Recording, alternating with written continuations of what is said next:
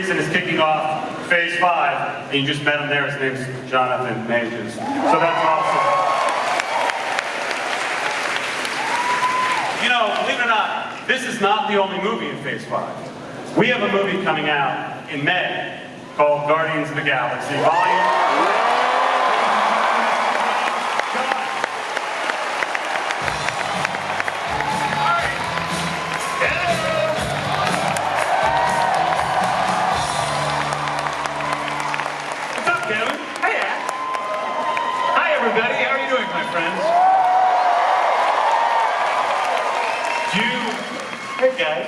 You want to hear something weird? I was going through I was trying to figure out when I started working on Guardians of the Galaxy. I didn't tell you this backstage because I was saving it for this very real Guardians 1 right now. Guardians. Okay. Exactly 10 years ago this week, I flew to Wilmington, North Carolina to pitch Guardians of the Galaxy. Where we were shooting Iron Man 3. Where you were shooting Iron Man 3. Exactly 10 years ago this week, I went and I pitched the movie to Kevin and Lou, and then had a very I'd say it's been a good 10 years, James. What? Good 10 years. And back then, you know, it was the beginning of this journey. I fell in love with these characters. They aren't really superheroes. They're sort of outer space adventures, but really they're just a bunch of oddballs and outcasts and weirdos like a lot of us. They save the universe a couple times, but really what they do is they save each other.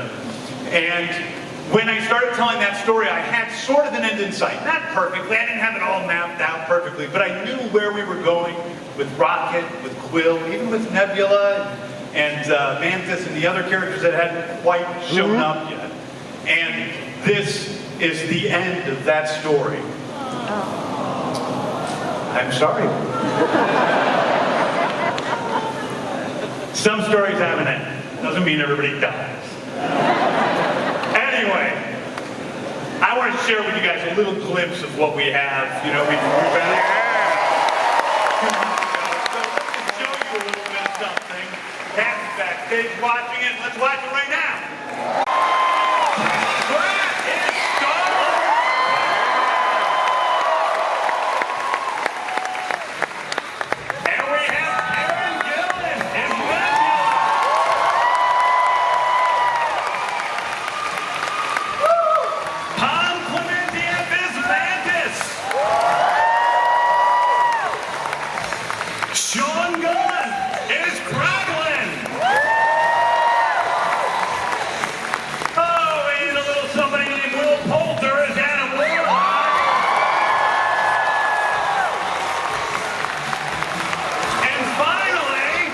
Maria Bakalova as Cosmo the Space Dog!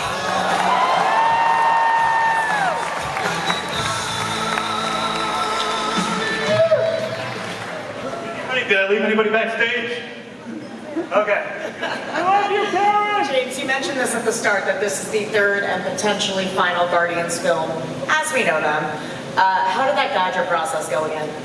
Well, I think it's really been about telling one story between the three films with, you know, a couple of, you know, sideways adventures into some of the other universes. But I think it really is about the one story. This is about the final, you know, arc that we began at the very beginning of Guardians of the Galaxy. Peter Quill with Rocket, seeing where Nebula goes from where she started out, which I think is a lot of surprise. And even, you know, Kraken, who started out as,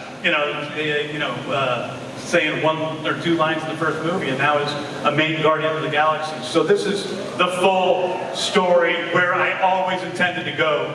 When I started, I don't mean to talk too much, but when I first talked about doing Guardians of the Galaxy and they talked to me about it, I was like, I don't know, it sounds a little goofy. I mean, I had known them, but I thought it was going to end up looking like Bugs Bunny joins the Avengers.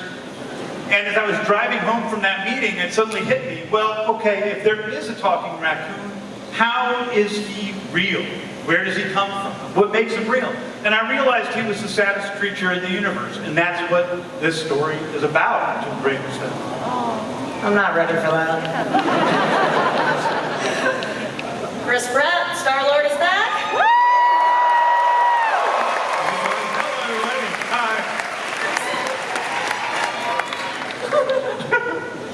We saw him a little in Thor. We kind of got an idea, I think, of where his head's at. What can you talk about what he's up to in this volume 3? Well, I think you were able to see from this trailer, which is that's the first time we've seen that footage cut together. We're all kind of having a moment to ourselves back there. It's very, very beautiful. It's very moving. And we love you, buddy. We're so grateful to do this with you. All 3 movies.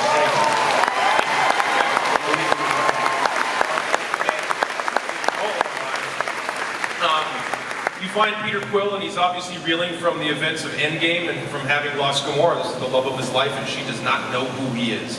And so the pain of that is a big part of his journey. And I'm trying to figure out what I can't say, of course, but I guess it's safe to say it opens up a vulnerability to the Guardians of the Galaxy, to danger. And so he spends the movie trying to make up for the mistake of being kind of checked out, buried under this, enormous amount of pain. Karen, we initially knew Nebula kind of as the blue meanie she's been described as, but her evolution has been so interesting. What do you feel like that's allowed for you to do this time around? I'm trying not to cry after watching that trailer. That was so beautiful and amazing. Anyway, I think maybe we're going to see a little bit of levity from Nebula this time around. Like maybe she's going to be a little funnier. Can I say that? Well, hopefully you find that funny. But, she had a very cathartic experience with Thanos being eliminated from her life, and so I think she can, begin to form the personality that maybe she was meant to have while still maintaining a little bit of the meanie, because we can't fully lose the meanie. You always need a little bit.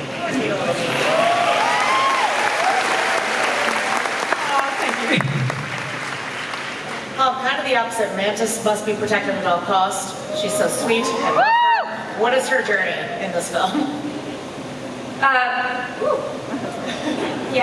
Same. I was crying backstage. I was so moved to see the images. And James, I love you so much. You know it. But guys, I love you so much. I'm so happy to be here. And it's very I don't know, what a journey. It's just so about Mantis, I guess I have to talk about Mantis, right? So she's still quirky and weird, and but at the same time she gains more confidence. And she's pissed off sometimes, and she shows different colors that you haven't seen. She's unapologetic, and she shows some fighting skills, maybe? Yeah? Anyway, Sean, I don't want to make everybody cry, but as someone who's been a part of Guardians since the beginning, Kraglin, even some very important mocap, what's been the most rewarding part of being a part of this trilogy?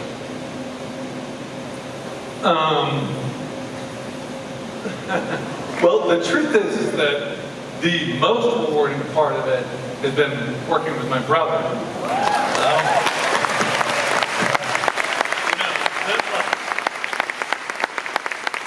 And that is the honest God truth. But it expands, over the course of 3 movies, and it's come to a point where it's not just about the joy of working with him, it's about the joy of working with these other people, who are up here with us, and you see them, we're legitimately choked up backstage watching what we did, watching what we do, and it's because, we fucking care. I'm sorry, but we do.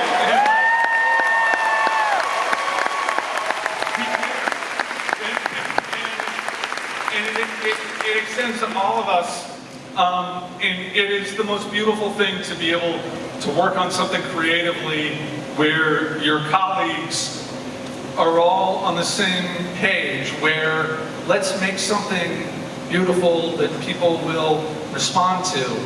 I can't ever ask for anything more in my career, and it's just been absolutely wonderful, and I love all of you guys, sincerely.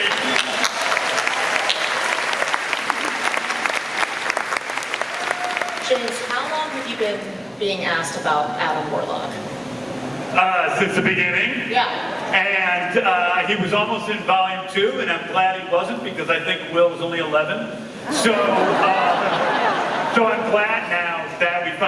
chance to introduce the true, real, only person that could be Adam Warlock, which is Quill. Well, going off that, what does it mean to take on Adam Warlock and stand on the stage today? Oh, wow.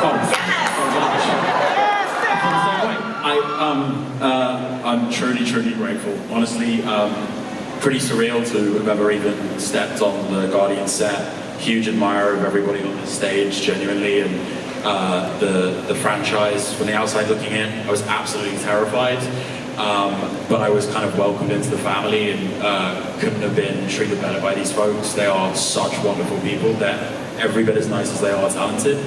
And I'm also really grateful that there was an appetite for Adam from the fans, you know, and James and Kevin and everyone at Marvel gave me the opportunity, and I'm super, super grateful to be here.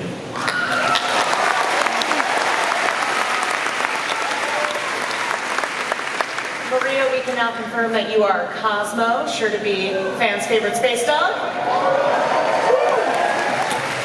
How does it feel to take on that role in the MCU? Whew, exciting, scary, a little bit. I'm shaking and nervous, and I couldn't be more flattered to enter the MCU with Guardians of the Galaxy because I really met a family out there, and we really had a great time. And I felt, I don't know, like I'm doing something meaningful because it's beautiful and it's heartwarming, and I don't know, I just love it. And I hope you love Cosmo because she's gonna bring lots of love and a bit of a strength, I think. I hope. We love Maria for that. She, not only was she Cosmo and played Cosmo on set the whole time, she also hung out with me during the entire shoot, next to the camera, hanging out, just watching the whole thing. And it was just, oh, wait a second. There's somebody else here. Uh-oh. What? Holy. Wait, what? The High Evolutionary! The High Evolutionary is here!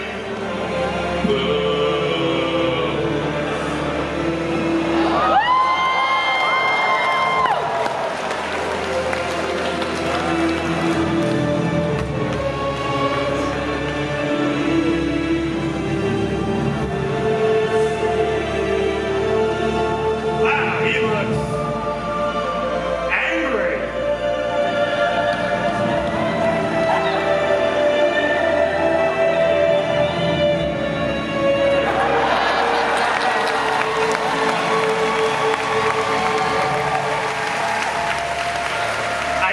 Nobody expected him to show up like this. Can you tell how surprised I am? We can't believe it! In full regalia, too.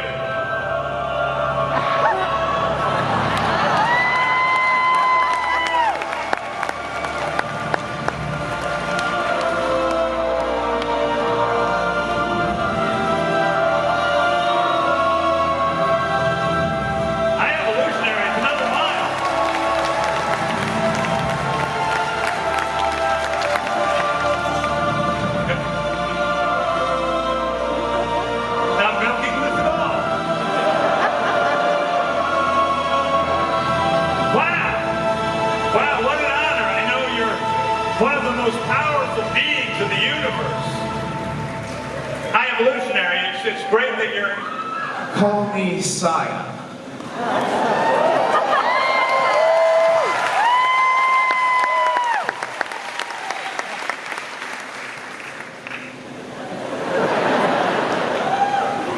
I'm pleased to be here.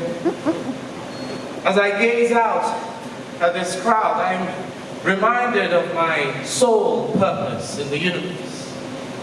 To take unevolved, disgusting, low-life scum such as yourself and enhance you genetically to something less reprehensible. Thank you for inspiring me with how vomitous you all are. The bile in the back of my throat as I look at you is all the motivation I need to move forward and create the perfect species. I have a... I can't wait to dissect all of you and see what I can learn.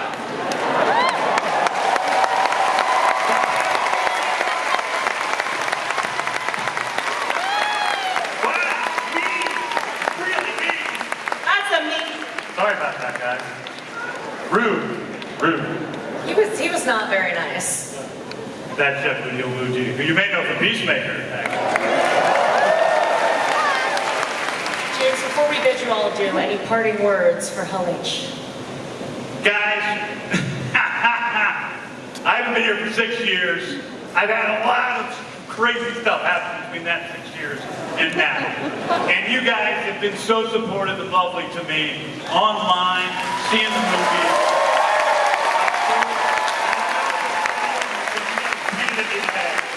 I love you sincerely. I can't wait to share this movie with you. I think it's just been an incredible act of all of our hearts, and we put everything into it.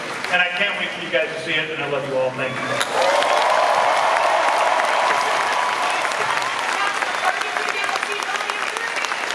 Thanks, guys. Thanks, guys. Guardians of the Galaxy Volume 3.